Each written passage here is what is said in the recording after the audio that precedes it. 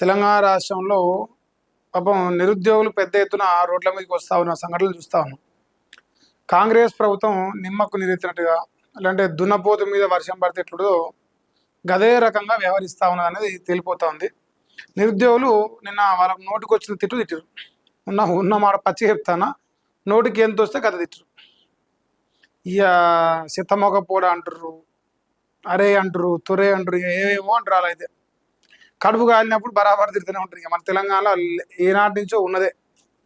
So ఇప్పుడు రేవంత్ రెడ్డిని వాళ్ళు వాస్తవానికి బీఆర్ఎస్ ప్రభుత్వాన్ని ఓడగొట్టి కాంగ్రెస్ ప్రభుత్వాన్ని తీసుకొచ్చిందే మేజర్గా ఈ రాష్ట్రంలో నిరుద్యోగులు.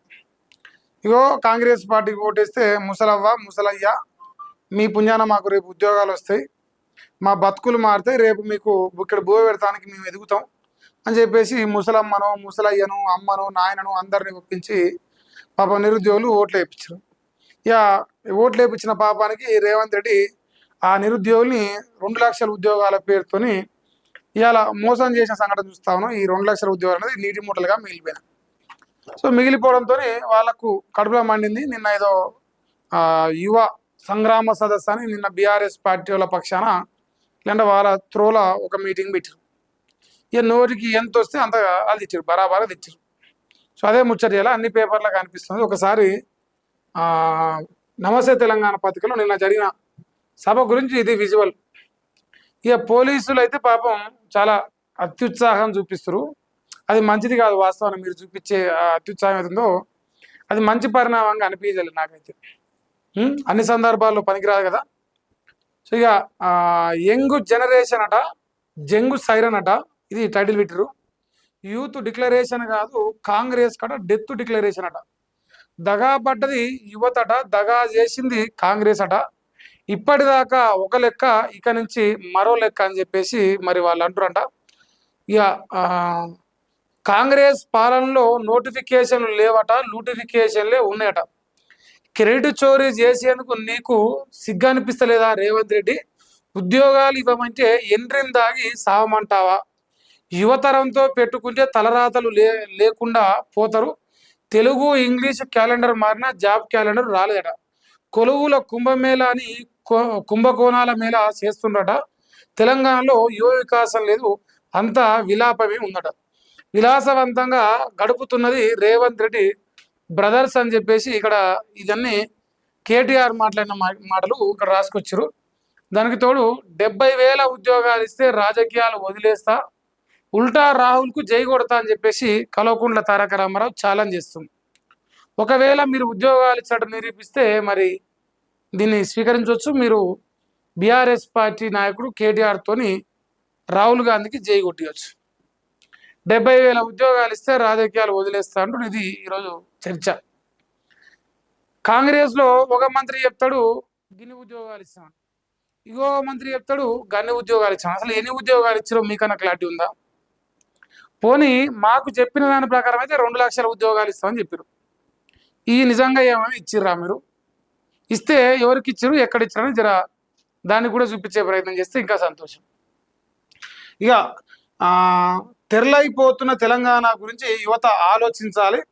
కోటి మోసాలు కాంగ్రెస్ నాటకాలపై థీసిస్ చేయాలట. బీఆర్ఎస్ పాలనలో 1,60,083 ఉద్యోగాలు ఇచ్చినాం అంటే వాళ్ళు 9.5 సంవత్సరాల చరిత్ర చెప్తున్నట్టు. 2028లో మళ్ళీ వచ్చేది బీఆర్ఎస్ఏ, ముఖ్యమంత్రి కేసీఆర్ అన్నగా మాటిస్తున్న కొలువుల బాధ్యత నేనే తీసుకుంటా. సరూర్ నగర్ యువ సంగ్రామ సదస్సులో కేటీఆర్ భరోసా. సో ఇప్పుడు వాస్తవానికి వాళ్ళు 1,62,000 ఉద్యోగాలు 9.5 సంవత్సరాల్లో ఇస్తే వాళ్ళు ప్రచారంలో సున్నాలు ఉన్నారు. కాంగ్రెసు నాకు తెలిసి గట్టి 20,000 30,000 ఇచ్చిందో లేదో. కేసీఆర్ ఇచ్చిన నోటిఫికేషన్ కూడా ఫిలప్ చేసి ఇగో ఇవన్నీ మాయా అని చెప్పేసి మంది పుట్టిన పిల్లలు మన పిల్లలు అన్నట్టుగా ఇలా 70,000 ఉద్యోగాలు అని చెప్పేసి చెప్పుకునే ప్రయత్నం చేస్తారు. ఇదే నిరుద్యోగులు ఏమంటారు, బీఆర్ఎస్ ప్రభుత్వం దిగిపోయేటప్పుడు ఇచ్చిన నోటిఫికేషన్లు రేవంత్ రెడ్డి భర్తీ చేస్తుండ్రు. సో అది వాళ్ళ ఖాతాలకి పోతాయి. ఇక శతమొకపోడ అంటారు ఆయన, నేను అనలేదు అది శతమొకపోడ. నిజంగా నువ్వు 70,000 ఉద్యోగాలు ఏడిచిన చూపిరా బాబు అని చెప్పేసి నిరుద్యోగులు అంటారు. ఇప్పుడు రాజకీయంగా విమర్శలు చేయొచ్చు, బీఆర్ఎస్ పైన ఇంకోరి పైన విమర్శలు చేయొచ్చు, తప్పేం లేదు. కానీ నిరుద్యోగులు వాళ్ళ నోర్లతోని వాళ్ళే మాట్లాడారు నిన్న మైకులు తీసుకొని. ఈ అస్మా అనే నిరుద్యోగి బ్రహ్మాండంగా దుమ్ము దులిపింది నిన్న. ఇంకొక అమ్మాయి గ్రూప్ 1కో గ్రూప్ 2 ప్రిపేర్ అయితే కేటీఆర్ పక్కన కూర్చుంటే ఆమె నోటికి వచ్చినట్టు ట్రోలింగ్ చేపిస్తుంది కాంగ్రెస్ సోషల్ మీడియా.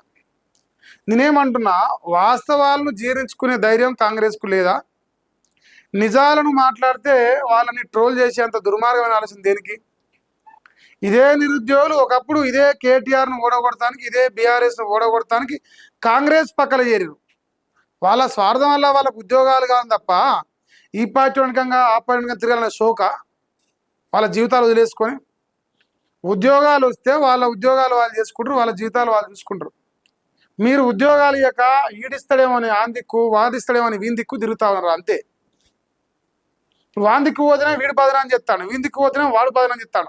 అందరూ నిరుద్యోగులను వాడుకున్నారు తప్ప వాళ్ళకి న్యాయం చేసిన వాడు లేడు. సో నిజం మాట్లాడితే పాపం రేవంత్ అన్న కోపం వస్తుంది. ఇక నిరుద్యోగులు నిన్న ఇలా చేతులు అడిగిన ప్లకార్డు పట్టుకురా ఆయన. నా నిరుద్యోగ భృతి ఇస్తున్నారా 4,000 రూపాయలు? నిరుద్యోగులు లేరా? వాళ్ళకి తెలియదా ఇస్తురా ఇస్తలేరా ఏం జరుగుతుంది రాష్ట్రంలోనే? మరి ఎందుకు చెప్పాలి ఈ డైలాగులు, ఈ కాకమ్మ కథలు ఎందుకు చెప్పి వాళ్ళని నమ్మించాలి? వాళ్ళ చేతుల ప్లకార్డు పట్టుకుంటే నొప్పులు ఎత్తాలి. మరి రాష్ట్రంలో రేపు రైతులు, ప్రజలు, సబ్బండ వర్గాలు ఏకమై పట్టుకుంటారు మీ 6 గంటల కాంగ్రెస్కి గ్యారంటీ కార్డు. ఇప్పుడు నాతో పాటు రేపు ప్రజలు కూడా పట్టుకుంటారు. ఇట్లా ఎంతమందిని అరెస్ట్ చేసుకుంటూ పోతారు, ఎంతమంది చేతులు గుంజుకుంటా పోతారు మీరు? ఒక రోజు వస్తుంది పోలీసులు కూడా వాళ్ళకి ఇచ్చిన హామీలు నెరవేర్చాలని చెప్పేసి రోడ్డు మీకు వచ్చే రోజు కూడా వస్తుంది. సో దయచేసి రేవంత్ రెడ్డి గారు మీ ఆలోచన మంచిగా అనిపించలేదు నాకైతే. మీ ఆలోచన చాలా చండాలమైన ఆలోచన అనిపిస్తున్నాయి. ప్రజలైతే చీదరించుకుంటారు. 70,000 ఉద్యోగాలు ఇచ్చినట్టు నిరూపిస్తే వాళ్ళు రాజకీయ సన్యాసం తీసుకుంటా అంటారు. నీకు మంచి అవకాశం దొరికింది, దీన్ని వాడుకునే ప్రయత్నం చేయి. వాడుకుంటే నువ్వు మునగానే. ఈయన కూడా రాసిండే కాస్కో రేవంత్ అంట జంగు సైరన్ మోగిందట. యువతతో పెట్టుకుంటే పుట్టగదులు ఉండవట, ఉద్యోగాలు అడిగితే ఎంట్రిందాయి సావంట. ఇదైతే చాలా చాలా చాలా చండాలమైన స్టేట్మెంట్. నిరుద్యోగ బిడ్డలు వాళ్ళు ఉద్యోగాలు అడిగిన పాపానికి వాళ్ళ సాగు కొడతారా నిజంగా కూడా భూమి మీద? రైతులేమో వ్యవసాయం నీళ్ళ నాయన అంటేనే వాళ్ళ రక్తం కోరుతాడు. సిగ్గు అనిపిస్తుంది నిజంగా ఈ విషయాలు చెప్పాలంటే కూడా. ఒక రాష్ట్ర ముఖ్యమంత్రి రైతులు ఇట్లా రోడ్ల మీదకి వచ్చి వాళ్ళ రక్తం తీసి ఇట్లా చల్లి ఇంకో పంట పండిరా సన్నాసి అని అడుగుతురు. నిరుద్యోగులు మమ్మల్ని చావని ఇంతవై నువ్వు చావరా అని అడుగుతురు. సో వాస్తవం కదా, వాళ్ళ బాధ వాళ్ళు చెప్తున్నారు. ఎందుకంత అలా దుర్మార్గమైన కామెంట్స్ చేయాలి? దమ్ముంటే సెక్యూరిటీ లేకుండా రా, ఎవడు బ్రతకాలో ఎవడు సావాలో తేలుస్తారు. కొలువుల కుంభమేళ అని చెప్పి కుంభకోణాల కుంభమేళ చేస్తున్నారు. జాబ్ క్యాలెండర్కు నై అంటారు, స్కామ్లకు సై అంటారు. 70,000 జాబ్స్ ఇచ్చినట్లు నోటిఫికేషన్లతో రుజువు చేస్తే శాశ్వతంగా రాజకీయ సన్యాసం తీసుకుంటా. రుజువు చేసే దమ్ముందా రేవంత్ రెడ్డి? ఇప్పటిదాకా ఒక లెక్క, ఇప్పటి నుంచి మరో లెక్క. నీ క్లైమాక్స్ హిట్లర్ కంటే దారుణంగా ఉంటుందని చెప్తుంది. ఎందుకంటే ఆయనకు హిట్లర్ ఆదర్శం అనమాట. సో హిట్లర్ ఆదర్శం కాబట్టి హిట్లర్ కంటే ఇంకా డేంజర్ ఉంటారు అవన్నీ కథ అని చెప్పేసి అంటారు. ఒకటైతే బీఆర్ఎస్ని ఇక్కడ ఒక విషయంలో నేను ఒప్పుకుంటా. వాళ్ళు చేసిన తప్పును తెలుసుకున్నారు. నిరుద్యోగుల విషయంలో, లేదంటే ప్రజల విషయంలో, రైతుల విషయంలో వాళ్ళు చేసిన తప్పులు తెలుసుకుంటూ వాళ్ళు మారే ప్రయత్నం చేస్తున్నారు. అది కనిపిస్తున్నది ప్రజల ముందర. రేపు మీ పెద్దన్నగా కల్వకుంట్ల తారక రామారావు అంటే ఆయన ఈ నిరుద్యోగులకు సంబంధించి విద్యాశాఖను తీసుకొని దాన్ని సరి అయిన మార్గంలో నడిపించే ప్రయత్నం చేస్తాను ఒక భరోసా ఇస్తుంది. ప్రజలు కూడా నమ్మడానికి అవకాశం ఏర్పడుతున్నది. అరే నిజమేరా భయ్, వాడు తప్పు చేసిండు, వాడు అధికారం కోల్పోయినాక సిగ్గు వచ్చింది వానికి, వాడు మారే ప్రయత్నం చేస్తుండు. మార్పు అనేది ప్రతి మనిషికి అవకాశం ఇవ్వాలి. ఇప్పుడట్లా బీఆర్ఎస్ పార్టీకి నిరుద్యోగులు అవకాశం ఇస్తున్నారు ఏమైనా మారుతారా అని చెప్పేసి. కానీ ఇదే బీఆర్ఎస్ను ఓడగొచ్చింది కూడా మళ్ళీ ఇదే నిరుద్యోగులే. వాళ్ళకి కావాల్సిన న్యాయం తప్ప ఏ పార్టీ ఉంటే వాళ్ళకే అవసరం? ఎవడు న్యాయం చేస్తే వాడే దేవుడు. ఇప్పుడు అన్నం ఓడి పెడితే వాడే దేవుడు అవుతాడు కదా. సో ఇది నిరుద్యోగులకు సంబంధించిన విషయం. నిరుద్యోగుల వార్త కాంగ్రెస్ అనుబంధ పత్రికలు ఈ వార్తను కొంచెం డిఫరెంట్గా రాసిర్రు. అది నేను తర్వాత చెప్తా.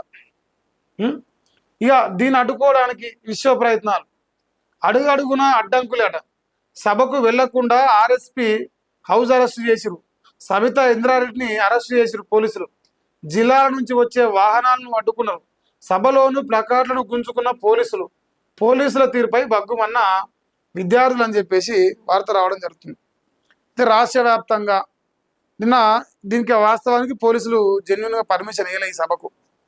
వాళ్ళు హైకోర్టు కోర్టు పోయి తెచ్చుకున్నారు, పర్మిషన్ తెచ్చుకొని కోర్టు ద్వారా పర్మిషన్ తీసుకొని ఇలా వాళ్ళు సభ పెట్టి. ఇక ఇప్పుడు ఉన్న అవకాశం ఏంటంటే ఆ సభకు వచ్చే బీఆర్ఎస్ లీడర్లను అడ్డుకునే ప్రయత్నం చేశారు. సో ఆర్ఎస్ ప్రవీణ్ కుమార్ ఆయన గతం నుంచి కూడా నిరుద్యోగులలో కానీ విద్యార్థులలో కానీ కొంత అంత ఏదో పేరున్నది. సో అసభంతో అడ్డుకునే ప్రయత్నం, గతంలో విద్యాశాఖ మంత్రిగా పనిచేసిన సబితా ఇంద్రారెడ్డి గారిని అడ్డుకునే ప్రయత్నం చేశారు.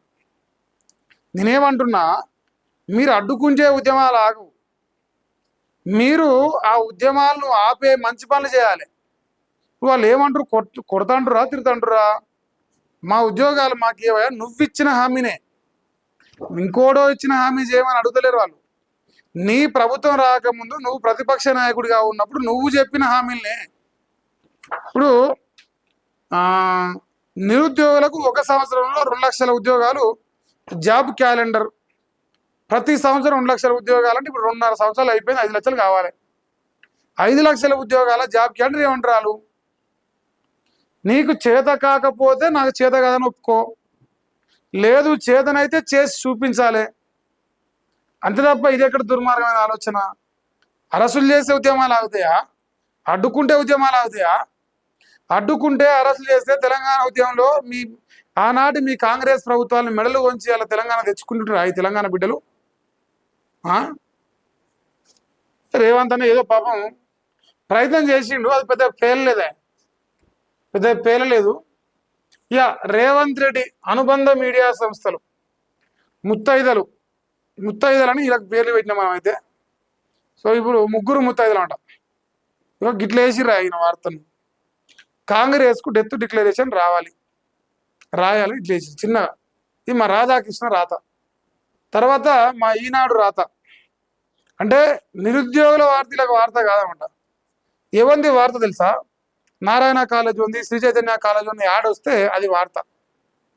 ఆడ పైసలు వస్తాయి కదా, ఇక్కడ పైసలు రాస్తలేవు కదా, అది బాధ. సో నోటిఫికేషన్లు లేవు, అన్ని నోటిఫికేషన్లే ఉన్నాయి. ఇక మెయిన్ పేపర్ ఇది వేసారు. ఇక మరి ఇంకొక ఇక పేరు వెలుగు. ఇది మందికేమో చీకటి అయింది, రేవంత్ రెడ్డికి ఏమో వెలుగైంది. ఇగో జర్మనీ జపాన్ భాషలు ఎందుకు నేర్చుకోవాలని క్వశ్చన్ మార్క్ ఇట్లా పెట్టింది. ఈయన పానకంలో పుడకలకి ఈయన వచ్చింది. ఈయన ఏమంటారు హాఫ్ నాలెడ్జ్తో ఎన్ని పార్టీలు తిరిగినా పాపం ఆయన పెద్ద సక్సెస్ అయింది, ఎన్నో కాంగ్రెస్లో బయటపడింది. ఇప్పుడు విషయం ఏంటంటే నిరుద్యోగుల పేర్లు చెప్పి కాంగ్రెస్ ప్రభుత్వంలో ఉన్న నాయకులకు ఉద్యోగాలు వచ్చినాయి. అరే మీకు ఉద్యోగాలు ఇచ్చినందుకు మరి మాకు న్యాయం చేయరియా, మా ఉద్యోగాలు మాకు అంటే మాత్రం నొప్పులు ఎత్తారు. సో ఇదే ఇక్కడ సమస్య ప్రధానంగా కనిపిస్తున్నది. మరి ఏం చేస్తాడు ఏం కదా అని తెలియదా. సో నిరుద్యోగ బిడ్డలందరూ దయచేసి మీరు మరేమందని బాధ పెట్టొద్దని కోరుకుంటున్నా. ఎగిరెగిరి అంటే ఒక ఆట మొగనట ఏరి కోరి తెచ్చుకుంటే నా మొగడు మంచోడు ఊరు మొత్తం తిరిగి చెప్పిందట. చెప్పి పెళ్లికి రారు అందరూ, నా మొగడు మంచిగా చూసుకుంటాడు, నన్ను బ్రహ్మాండంగా సాదుకుంటాడు అని చెప్పేసి ఆమె అందరిని పెళ్లికి వెళ్ళినట్ట, లగ్గం చేసుకుందంట. అయిపోయిన తర్వాత పెళ్లిళ్ళని తెల్లారించి మొగడు పొట్టు కొడతానంట. ఇప్పుడు అందరు కలిసి రేవంత్ రెడ్డికి గజం మీద కూర్చోబెడతానికి ఊరు మొత్తం తిరిగి వచ్చి మా అన్న మంచోడు అని చుట్టూ తిరిగి వచ్చి గజం మీద కూర్చోబెట్టినాక ఇప్పుడు ఎగిరెగురుతా అంటాడు. అది కనిపిస్తున్నది. మరి నిరుద్యోగులు మారారు ఇప్పుడు దీనికి